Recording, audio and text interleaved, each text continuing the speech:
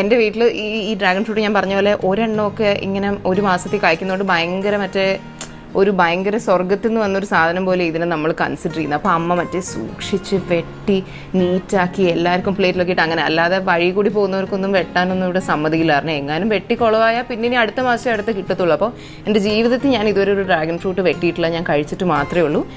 പക്ഷേ ഞാൻ വെട്ടാൻ പോവാണ്. പിന്നെ എൻ്റെ അമ്മ ഇവിടെ നിൽക്കുന്നുണ്ട്, അപ്പോൾ അതുകൊണ്ട് എനിക്ക് എന്തെങ്കിലും ഡൗട്ട്സ് ഉണ്ടെങ്കിൽ ഞാൻ ചോദിക്കാം. അപ്പം നമുക്ക് ഡ്രാഗൺ ഫ്രൂട്ട് കട്ട് ചെയ്യാം. കമോൺ.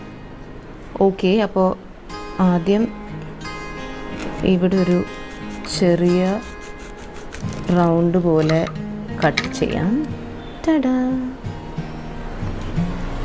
എന്നിട്ട് അമ്മ പറഞ്ഞു ഇങ്ങനെ ലൈൻസായിട്ട് ഇങ്ങനെ വരയ്ക്കണം നൈഫ് വെച്ചിട്ട്.